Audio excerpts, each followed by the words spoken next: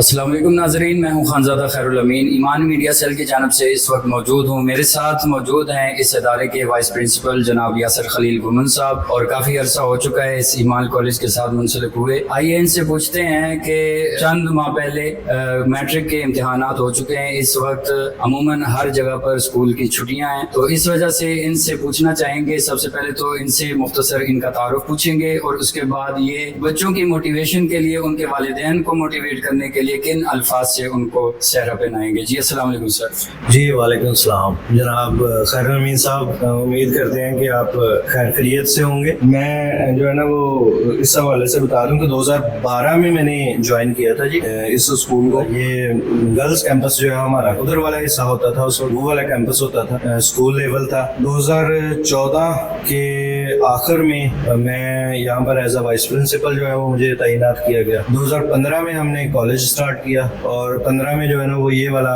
جو ہمارا boys campus ہے وہ پھر بوائز اور گرلز کیمپس علیحدہ علیحدہ کر دیے، اور 2015 سے آن ورڈ کالج کے بھی اور اسکول کے بھی الحمدللہ اگر دیکھا جائے تو ہماری تعداد جو ہے وہ کنٹینیوسلی انکریز ہوتی گئی، اور آج اللہ کا شکر ہے کہ جو 2025 میں اگر میں بات کروں ابھی تک 250 سے پورے 250 تک ایڈمیشنز جو ہے نا وہ مکمل ہو چکے ہیں ہمارے، اور ابھی ہمیں امید ہے کہ کچھ اسٹوڈنٹس اور آ جانے ہیں۔ اوورآل تقریباً 3000 کے قریب تو ہے، اور 120 یا 25 کے قریب ہمارے پاس اسٹاف موجود ہے۔ اچھا جی، آپ بات کر رہے تھے کہ بچوں کے لیے جو ہے نا نوا ڈیز کیا آپ کہنا چاہتے ہیں، تو آئی تھنک میں اپنے تجربے سے اسٹوڈنٹس کے لیے جو بات کرنا چاہتا ہوں، ڈیئر اسٹوڈنٹس، اس بات کو جو ہے نا وہ آپ لوگوں نے لازمی مد نظر رکھنا ہے۔ میں جتنا جانتا ہوں یہ ہے کہ فرسٹ آف آل کوئی بھی اسٹوڈنٹ نالائق نہیں ہوتا۔ سیکنڈ بات کہ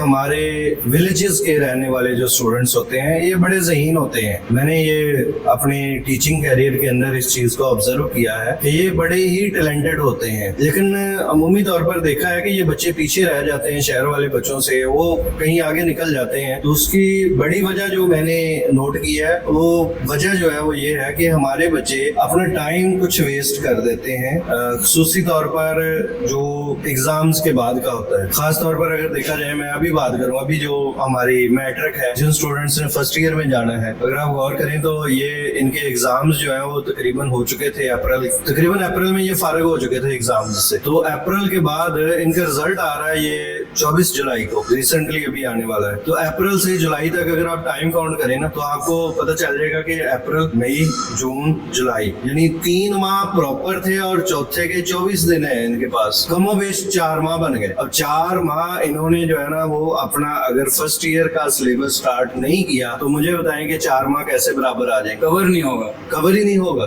یہ سب سے بڑی جو ہے نا وہ ہمارے بچوں کی خامی ہے، اگر آپ کہیں کہ ہمارے ولیج کے رہنے والے بچوں کی میٹرک کے ایگزام دینے کے بعد رزلٹ کا انتظار کرتے رہتے ہیں۔ اور میں ان کو ایگزامپل دیتا ہوں کہ انہوں نے ہی جب 9th کے پیپر دیے تھے تو مجھے یہ بتائیں کہ 9th کے پیپر دینے کے بعد معزز اسٹوڈنٹس آپ لوگوں نے رزلٹ کا انتظار کیا تھا؟ یعنی آپ لوگوں نے فوری کیا کہ 5-10 دن کے بعد جو ہے نا وہ 10ویں کلاس اپنی سٹارٹ کر دی۔ اگر آپ رزلٹ کا انتظار کرتے تو 9ویں کلاس کا رزلٹ جا کر آیا تھا تقریباً اگست میں، تو اگست کے بعد آپ کے پاس مارچ میں آپ کے ایگزامز تھے، 4 ماہ ادھر رہ گئے تھے، 2 ماہ 6 ماہ تھے، اور 6 ماہ میں آپ کا سلیبس ختم ہو جاتا۔ 6 ماہ میں آپ کیا کر لیتے؟ یعنی اگر رزلٹ کا کہنے کا مطلب یہ ہے کہ اگر رزلٹ کا انتظار کرنے بیٹھیں گے نا تو یہ بچے جو ہے نا وہ ناکام ہو جائیں گے، ان کا بہت سارا ٹائم، قیمتی ٹائم جو ہوگا نا وہ نکل جائے گا۔ 4 ماہ میں کم از کم 4 یونٹ تو سلیبس کے کور ہو جاتے ہیں نا، تو 4 یونٹ سلیبس کے اگر کور ہو جائیں گے تو وہ مجھے بتائیں کہ وہ کیا ساتھ مل سکتے ہیں دوسرے بچوں کے؟ یہ ایک اور بات بھی ہے کہ بعض اوقات اسٹوڈنٹ کے مائنڈ میں ہوتا ہے کہ جی اکیڈمی جوائن کر لیں گے، اکیڈمی میں کور کر لیں گے، تو آپ کیا کہتے ہیں کہ آپ کا ایکسپیرینس کیا کہتا ہے کہ اکیڈمی جوائن کرنے سے بھی یہ جو پچھلا جتنا بھی ڈیٹا ہے وہ کور ہو جائے گا؟ جی میں اکیڈمیز کو مخالف تو نہیں ہوں، میں یہ تو نہیں کہتا کہ آپ اکیڈمی جوائن نہ کریں، بہت سارے اکیڈمی والے ہمارے فیلوز ہیں،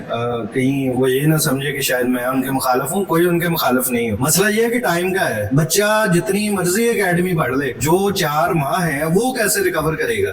4 ماہ کیسے جو ہے نا وہ ٹائم وہ گین کرے گا؟ اچھا ہم کہیں گے کہ وہ ایک دن کے اندر جو ہے نا اس کو تقریباً 16 16-17 घंटे पढ़ना पड़ता है, वो 2-3 घंटे और पढ़ लेगा, 2-3 घंटे भी मिला लें तो आप लोग खुद गौर करेंगे जो 4 माह जाया किए हुए हैं तो इनमें कितने घंटे बनते हैं। एक दिन के अंदर 24 घंटे होते हैं, तो चलो 24 में से 12 घंटे तो इन्होंने पढ़ना है, 12 घंटे नहीं पढ़ना, 12 घंटे रेस्ट कर लें, खेल लें अपना, ना इतना ज्यादा पढ़ें, अभी शुरुआत है। 12-12 घंटे भी अगर आप काउंट करें ना तो वो कहाँ पर, यानी अगर आप एकेडमी 2 घंटे एक्स्ट्रा पढ़ेंगे ना तो 6 दिन में जाकर आप साथ मिलेंगे, और 6 दिन में जाकर अगर आप एक जो है ना वो दिन का कवर कर रहे हैं तो मुझे ये बताएं कि जो आपके 4 माह गुजरे हैं वो आप कितने घंटे आपको एक्स्ट्रा पढ़ना पड़ेगा तो आप बराबर जाएंगे। एकेडमीज के मुखालिफ नहीं हो, लेकिन बर्डन बढ़ गया, टाइम कम हो गया। जब टाइम ही आपके पास कम हो गया, टाइम जाया हो चुका है, तो क्या आप कर पाएंगे। वो किसी ने कहा था ना कि वक्त जो है ना ये बड़ा जाबर हाकम है, जिसके सामने पहाड़ लर्जा, शिजार हरासा, सियारे करदा, सवाबत परेशान, जिन्नो इंस खौफे कना, अता कि सारी कायनात इसके इशारों पर रखसा। ये आप टाइम को ही अगर जाया करेंगे ना तो फिर मेरा ख्याल है कि आप सारा कुछ ही जाया करके निकल गया, वो दोबारा नहीं आना, नहीं हाथ आता। और आपने बहुत सारी जो है ना इसके ऊपर एग्जांपल्स पढ़ी हुई हैं, बहुत सारी आपने थ्योरीज पढ़ी हुई हैं, रिसर्चेस पढ़ी हुई होंगी टाइम के ऊपर, तो लोगों ने जो है ना इसके मतलब बहुत कुछ लिखा। ये टाइम अगर निकल गया ना तो ये कहते हैं कि एक ऐसा पहिया है जो चलता रहता है, आगे बढ़ता जाता है। यानी आप कुछ करें या ना करें, अगर आप इसके साथ बढ़ेंगे तो आप भी कामयाब हो जाएंगे। अगर आप कहेंगे कि नहीं ये बस ठीक है, कोई नहीं बाद में देख लूंगा, कोई नहीं बाद में देख लूंगा, वो फिर बाद में देखने वाले बाद ही देखते रहते हैं, वो फिर फ्यूचर नहीं देख पाते। तो इसलिए ना मैं ये सजेस्ट करूंगा कि फौरी जो है ना वो अपनी क्लासेस आप लोगों को अपने रिजल्ट के बाद जो है ना वो ज्वाइन करनी चाहिए, ताकि आप लोगों को जो है ना वो सिलेबस बर वक्त कंप्लीट हो और उसके जितने टेस्ट होंगे और जितने उसके जो है ना वो आप ज्यादा से ज्यादा टेस्ट दे सकेंगे, वो आपके लिए ज्यादा फायदेमंद होंगे, ज्यादा कारगर साबित होंगे।